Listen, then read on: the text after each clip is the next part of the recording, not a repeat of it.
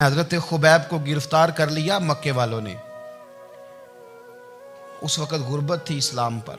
फरमाया सुन, तू कहता है तेरी जगह हुजूर होते और तुम उन्हें यहां माज अल्लाह फांसी पे लटकाते। फरमाया सुन, मैं तो ये भी पसंद नहीं करता कि मैं घर में बैठा हूं और मेरे नबी को हल्का सा कांटा भी चुभ जाए। और जब सन्नाटा छाया तो अबू सुफियान साथ वाले से कहने लगा, बाकी सारी बातें अपनी जगह पर हैं, पर असहाबे मोहम्मद से प्यार तो बड़ा ही करते हैं ना। हजरत उमर ने यूं करके आस्तीनें बाजू की चढ़ा ली और अपने गले में जो उनके रुमाल था ना उसको यूं सीने पे बांधा और इस हाथ में तलवार थी तो यूं करके बाहर लहराई। कहने लगे, ओ मक्के के काफिरो, इधर आओ मेरे सामने, जिसने अपनी बीवी बेवा करानी हो। हुजूर क़यामत के दिन आगे आगे ना, हमारे आगे आगे खुशखबरी देंगे, कहेंगे तुम फिक्र ना करो, आ जाओ, मैं तुम्हें बख्शवाता हूं, मैं तुम्हारी सिफारिश। हजरत खुबैब को गिरफ्तार कर लिया मक्के वालों ने। उस वक्त गुर्बत थी इस्लाम पर। मक्के में सारे लोग इकट्ठे हो गए और चौक में फांसी देने लगे हजरत खुबैब को। कहना आसान है, करना बड़ा मुश्किल है। बंदा जेल में उलझ जाए तो मैंने बड़े बड़े सियाने लोग माफिया मांगते देखे, बड़े बड़े लोग कहते देखे हैं कि ये काम बड़ा। कैद तन्हाई बजाते खुद एक मुसीबत है। आपको अकेला रहना पड़ जाए ना, ये लॉकडाउन हुआ है तो लोग नफसियाती मरीज बन गए। अकेले रहना, तन्हा रहना कुछ छोटा काम है। हजरत खुबैब अकेले और मक्के का दौर और चारों जानिब काफर, और चौक में जब फांसी पे लटकाया जाने लगा तो अबू सुफियान बोले और बोल के कहने लगे, यार बंदा कोई काम करके बड़ा पछताता भी है कि यार नतीजा क्या निकला। तो माज़अल्लाह आपका भी नतीजा तो फांसी है, तो आपका क्या ख्याल है। ये आप यकीन करें कि लोग सही सही साथ चलते हैं, थोड़ी सी दुश्वारी उठानी पड़ जाए तो कहते हैं मैं घर ही ठीक था, पर इन्हीं पत्थरों पे चल के अगर आ सको तो आओ। मेरे घर के रास्ते में कोई कहकशा नहीं है। लोग ना मीठा मीठा खाना चाहते हैं, थोड़ा कड़वा आ जाए तो मुसीबत बन जाती है। कहते हैं सारे फलाने से प्यार करेंगे तो मैं करूँगा, सारे मुखालफत भी करेंगे तो हम इंशाल्लाह प्यार ही करेंगे। ये क्या बात हुई कि हम जमाने का रंग देख के चलेंगे। अब बाद लोग पछता रहे होते हैं। हजरत खुबैब से कहा, अबू सुफियान ने अभी कलमा नहीं पढ़ते थे, कहने लगे तू इस वक्त फांसी पर लटक रहा है और तेरे नबी मदीने में और आराम में, और उनके सहाबा आराम में, अहले बैत घर में। तेरे ज़हन में अगर इस वक्त यह बात हो कि इस वक्त तेरी जगह पे वो होते माज़ अल्लाह, तो फिर क्या होता। मजमा गैरों का, इलाका गैरों का, ये टाइम आया था अब नारा रिसालत लगाने का। अब टाइम आया हजरत खुबैब ने नारा रिसालत लगाना है, पर लगाना किस तरह है कि काफिर याद रखें। हजरत खुबैब से कहने लगे, अगर तेरी जगह हुजूर होते तो फिर तेरा क्या ख्याल है माज़ अल्लाह। तो हजरत खुबैब कहने लगे, तुम अभी भी नहीं समझे। ठीक है, मैं मक्के में अकेला हूँ, सारे लोग मदीने में हैं, पर मैं पछता नहीं रहा, मैं तो फख्र कर रहा हूँ। मैं फख्र कर रहा हूँ इसलिए कि चोरी करके जान नहीं दे रहा, मदीने वाले की इज्जत पे जान दे रहा हूँ। मैं फख्र कर रहा हूँ। फरमाया सुन, तू कहता है तेरी जगह हुजूर होते और तुम उन्हें यहाँ माज़ अल्लाह फांसी पे लटकाते। फरमाया सुन, मैं तो ये भी पसंद नहीं करता कि मैं घर में बैठा हूँ और मेरे नबी को हल्का सा कांटा भी चुभ जाए। हमारा अपने नबी से मोहब्बत का रिश्ता है। एक कांटा भी हुजूर के कदम मुबारक में चुभे हमें बर्दाश्त। मजमा उनका था, नारे लग रहे थे, हमने मुसलमान पकड़ लिया, लेकिन हजरत खुबैब ने अकेले, अल्लाह करे आपको मेरी बात की समझ आए, अल्लाह करे आपको समझ आए, अकेले जब फांसी के तख्ते के करीब नारा लगाया ना कि मैं तो कांटा भी नहीं चुभने दूंगा अपने नबी को, अब सारे हार गए। अब उस एक जुमले ने ना इनको शिकस्त खुर्दा कर दी। अब बोल कुछ नहीं सकते थे, गर्दनें झुक गईं। और जब सन्नाटा छाया तो अबू सुफियान साथ वाले से कहने लगा, बाकी सारी बातें अपनी जगह पर हैं, पर असहाबे मोहम्मद से प्यार तो बड़ा ही करते हैं ना। और वो कच्चा रंग ललारी वाला जेड़ा चढ़दा ते लैंदा रहिंदा, ए इश्क तेरे दा रंग मुहम्मद चढ़ जाए फेर नहीं लैंदा। कहा यार प्यार तो ये करते हैं ना, इसमें कुछ शक वाली बात। इस प्यार से काफिर डरता है। नबी पाक के साथ जज्बाती वाबस्तगी, हुजूर के साथ गुलामों का जज्बाती रिश्ता, और नबी पाक सल्लल्लाहु ताला अलैहि वसल्लम की आमद पर तशक्कुर के जज्बात। इमाम राजी ने लिखा है कि हज़रत मूसा कलीमुल्लाह अलैहिस्सलाम ने तौरात की तख्तियों के अंदर एक उम्मत का जिक्र पढ़ा कि जो उम्मत गुनाह का इरादा करेगी तो गुनाह लिखा नहीं जाएगा जब तक कर न ले, और नेकी का इरादा करेगी तो रब उनकी नेकी लिख देगा, और जब वो कर लेगी तो अल्लाह 10 गुना अजर अता करेगा। और वो ऐसी उम्मत होगी कि जिनके चेहरे क़यामत के दिन नूर की तरह चमकेंगे, और वो उम्मत होगी जिनकी अल्लाह ताला ज़मीन सारी पाक फरमा देगा, जहाँ नमाज पढ़ेंगे नमाज हो जाएगी। ये तज़किरे पढ़ के तो हज़रत मूसा कलीम अर्ज़ करने लगे, अल्लाह ये उम्मत मेरी बना दे। तो रब करीम ने फरमाया कि मूसा नहीं, ये तो मेरे महबूब की उम्मत है। फरमाया ये तो मेरे नबी पाक की उम्मत, हुजूर की उम्मत। अल्लाह अकबर। हज़रत मूसा मामूली आदमी नहीं, वो जलीलुल क़द्र पैगम्बर हैं जिनका कुरान के हर सिपारे में तज़किरा है, कहीं वाज़े तौर पे, कहीं इशारतन, हर पारे में। और हज़रत मूसा अल्लाह के वो नबी हैं जो रब से डायरेक्ट बातें करें। कोहे तूर कहा, ए मूसा ये उम्मत तो मेरे नबी की है। तो हज़रत मूसा अलैहिस्सलाम अर्ज़ करते हैं, इमाम राजी ने लिखा है, कहते हैं अल्लाह फिर मुझे अपनी नबी की उम्मत में शामिल कर। ओ यार, हमें लोग कहते हैं मिलाद ना मनाओ। जिस उम्मत में आने के लिए हज़रत मूसा ने दुआ मांगी, जिस महबूब की गुलामी के लिए, हमें तो दुआ भी कोई नहीं मांगनी पड़ी, अल्लाह ने फजल से ही मदीने वाले का गुलाम बना दिया। तो हम हुजूर के तज़किरे ना करें, हम तशक्कुर ना करें, हम नबी पाक सल्लल्लाहु अलैहि वसल्लम की नात ना पढ़ें, हम हुजूर के आने पर जश्न का इजहार ना करें।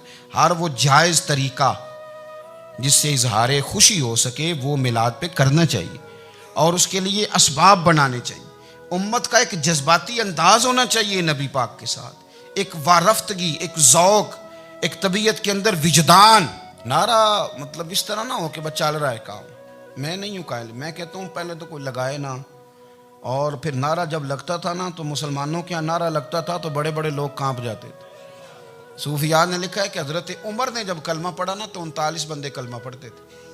तो नबी पाक ने रात को दुआ मांगी, ऐ अल्लाह उमर को मुसलमान करके इस्लाम को इज़्ज़त दे।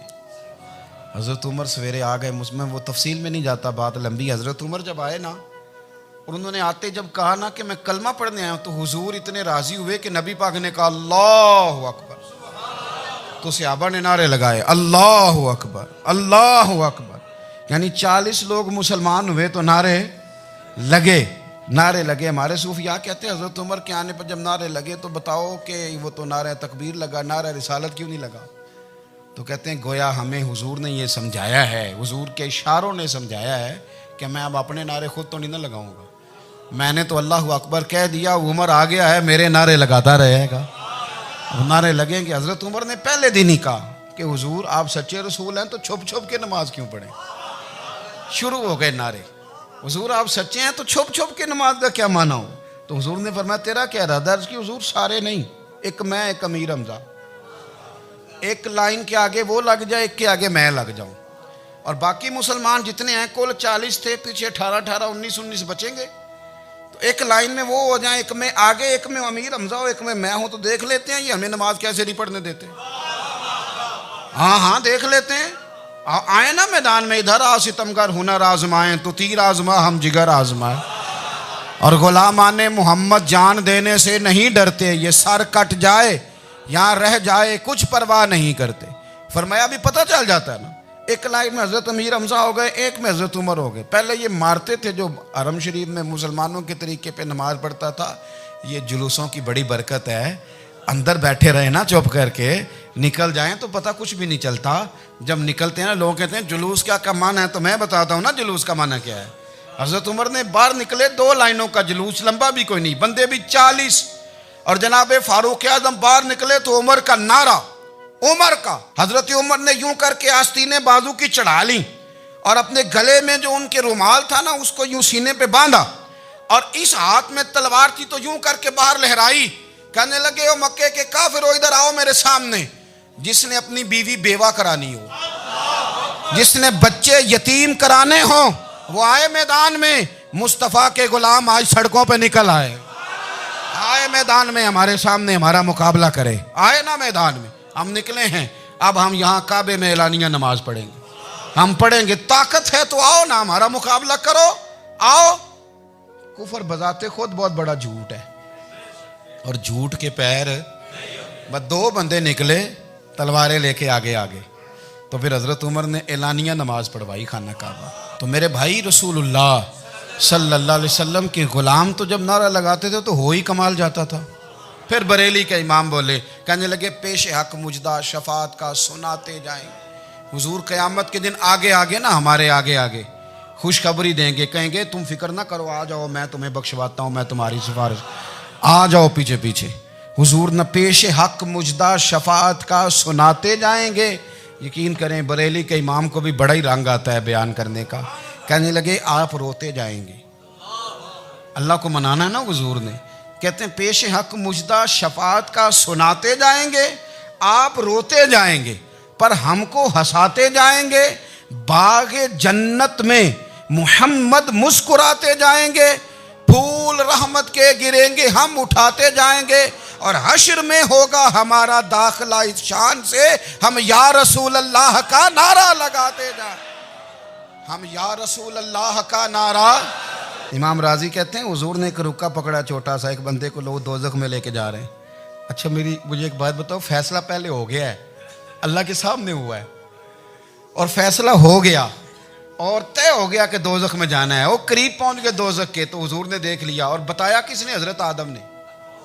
हजरत आदम कहने लगे हुजूर वो आपके गुलाम को दोज़ख में ले जा रहे हैं। नबी पाक आगे गए, क्या पढ़ते हैं हमारे भाई? हुजूर ने मुझे उनसे छुड़ा के छोड़ दिया। नबी पाक सल्लल्लाहु अलैहि वसल्लम आगे गए, फरमाया इधर आओ, कहाँ लेके जा रहे हो?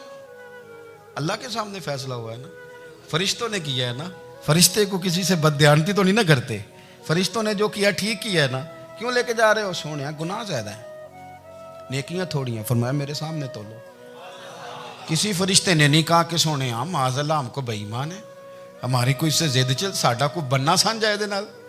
भाई मेरा मतलब है सही तोला है, फैसला है, फरमाया दोबारा तोलो। गोया रब भी फरमाता है जैसे मेरा महबूब कहता है वैसे ही कर। और कोई नहीं, दोबारा तोल लो, कोई हर्ज नहीं, तोलो ना दोबारा। फरिश्ते दोबारा आएंगे, उन्होंने दोबारा तोला, एक पलड़े में नेकियां एक पलड़े में गुनाह। अब वो गुनाह फिर ज्यादा निकले तो नबी पाक ने ना जेब से इतना सा रुक्का निकाला। रुके का भी कोई वजन होता है, वो हुजूर ने नेकियों के पलड़े में रख दिया, नेकियां बढ़ गई, फरिश्ते भी चुप कर गए। चलो भाई जन्नत में। मेरी तरह का था ना पता सारा है सरदार ने की थी, पता तो था ना उसे मन आनम के मन दानम, तो सीधा हुजूर के कदमों से जा लगा। कहने लगा सोने मैं तो सारी जिंदगी गुनाह करता रहा, ये कौन सी नेकी है? तो हुजूर फरमाने लगे चुप कर, जन्नत का दरवाजा खोल गया, तू जा जन्नत में। हुजूर रुके में क्या है? फरमाया तूने एक दिन दरूद और सलाम नहीं पढ़ा था, और मैंने तेरा संभाल के रखा हुआ तेरा दरूद शरीफ, वो नारे रिसालत नहीं तूने लगाए थे, वो तो खोल के मेरे तज़किरे मैंने तेरा संभाल लिया। दोज़ख में मैं तो क्या मेरा साया ना जाए, क्योंकि रसूल पाक से देखा ना जाए, मेरे रसूल पाक। चल और मेरी बात सुनो, मैं भी आपको खाना नहीं खिलाता, लंगर मेरे संगी खिलाते हैं, मेरे दोस्त आपको खाना पेश करते हैं। हर जगह आप जाते हैं तो वहाँ कुछ लोगों की ड्यूटी होती है। लेकिन तिरमिज़ी शरीफ सियासता की हदीस है, हज़रत अनस ने पूछा था हुजूर क़यामत में कहाँ मिलेंगे? फरमाया हौज़े कौसर पे। हुजूर वहाँ अंस पानी पिलाएंगे कि बिलाल पिलाएंगे कि सुहेब पिलाएंगे? फरमाया नहीं, उम्मत प्यासी आएगी तो मैं अपने दस्ते मुबारक से पानी पिलाऊं। हुजूर वहाँ ना मिले तो फरमाया पुल सिरात पे आना, उम्मत गुजरेगी तो मैं रब्बे सल्लिम की दुआएं करूँगा। तो आला हज़रत फरमाते हैं जब हुजूर दुआ कर रहे हैं तो डरने की ज़रूरत क्या है? खुदा की रज़ा चाहते हैं दो आलम, खुदा चाहता है रज़ाए मोहम्मद, रज़ा अब पुल से वज्द करते गुजरी कि है रब्बे सल्लिम दुआए मोहम्मद सल्लल्लाहु। तो हुजूर वहाँ मुलाकात ना हुई तो फिर इस हदीस को भी ये हदीस मजबूत कर देगी। हुजूर फरमाने लगे फिर मिज़ान अमल पे आ जाना, उम्मत के अमल तुल रहे होंगे और मैं कामयाबी की दुआएं मांग रहा हूँगा। तो जिसके लिए हुजूर दुआ मांगेंगे नाकाम होगा, नाकाम होगा। अपने बच्चों को हुजूर की मोहब्बत सिखाएं, नबी पाक सल्लल्लाहु अलैहि वसल्लम की ग़ुलामी करें। आपका रिश्ता नबी पाक के साथ मजबूत होना चाहिए, आपके ताल्लुकात हुजूर के साथ मजबूत होने चाहिए। और आपने दाएं बाएं नहीं देखना कि प्रोपेगेंडा क्या है, लोग क्या कह रहे हैं। लोगों को देख के जो लोग रास्ता बनाते हैं वो पीछे रह जाते हैं। आपने ये देखना है कि मेरा हुजूर से निस्बत का ताल्लुक मजबूत है, कोई किधर जा रहा है इससे हमें कोई ताल्लुक। इस वक्त आलमी हालात क्या हैं, कौमी हालात क्या हैं, मुआशी हालात क्या हैं, जर्नलिस्ट क्या कह रहे हैं फलाने के, हमें इससे गरज नहीं है। हमें तो इतना पता है कि हमने अपने नबी को राज़ी करना है। तो इसलिए खूबसूरत महाफिल का जिक्र करें, खूबसूरत दुरूद शरीफ पढ़ें।